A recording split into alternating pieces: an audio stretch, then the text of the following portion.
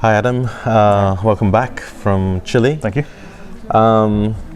Let's have a look at the prunes first. Basically, you were going out there to look at prunes and flame raisins. That's right.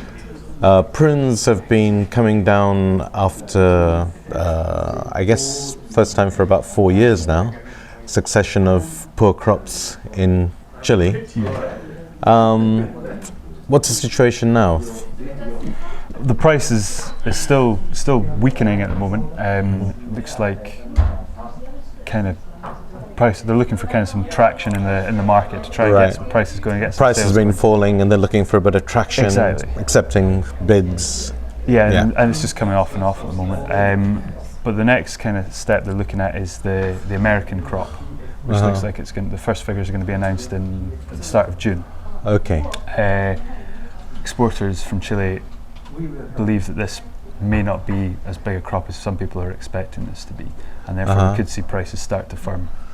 Okay, all right. Well, we know from the almonds two things. Firstly, the prune farmers and the almond farmers, a lot of people have pulled out prunes and planted almonds over the last few years. Sure. They've also got a strong domestic market, which has basically absorbed everything that they had to sell. The farmers there somehow believe that they should be getting the same per acre as the almond farmers. And since I don't think they have any carryover over, I feel that they're more than strong enough to hold up their end of the market. So that might mean the Americans out as exporters. Of course, there's a duty advantage for Europe in the Chilean prunes. Of course, yeah.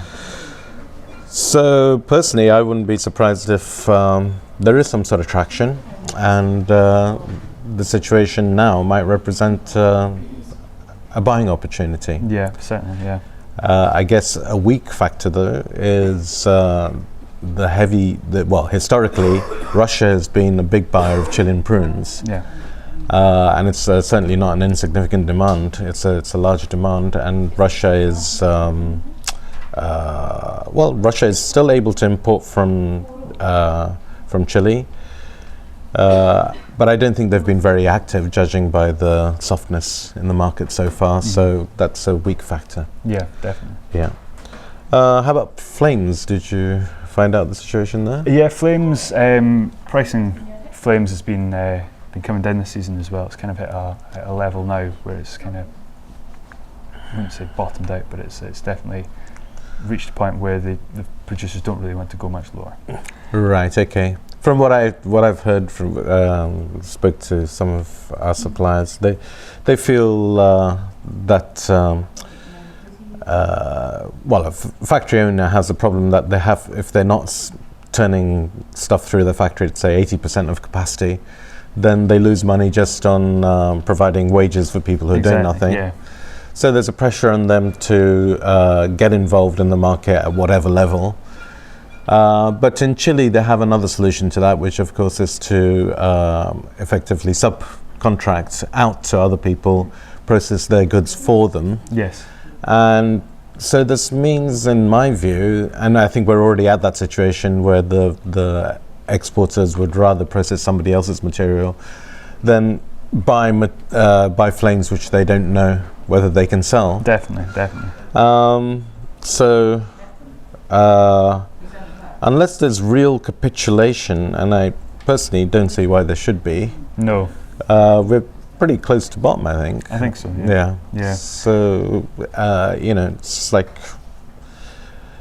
so far down that it looks like up to me. I mean, Yeah, and I mean, from what I could tell when I was over there was no fear amongst the exporters about any kind of capitulation on the horizon or anything along those lines. Yeah, both these sales, prunes and flames, have traditionally been people have come in and they've bought like 300, 400 tons. They bought their year's supply. Sure. And as you know, the market all over has changed dramatically in that demand is coming in smaller bites. Yes. And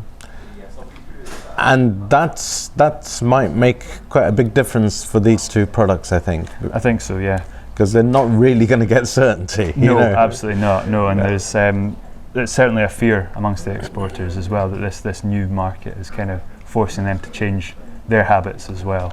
Yeah, that's right. They like to entirely basically comfortable by the time we get to June, they like to know when they're going to close their factories for a clean down and get ready. And of course, this is because you're employing 200 people, and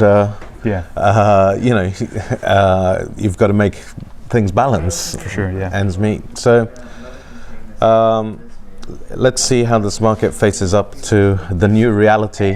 Mm-hmm. But certainly in other products where we've had this smaller bite and continuous demand, sort of Pac-Man, the market's just gone up. It's just gone up because every time somebody holds out an offer, chumph, it's gone. Yeah. So they don't feel like selling too much either. Okay, thanks very much.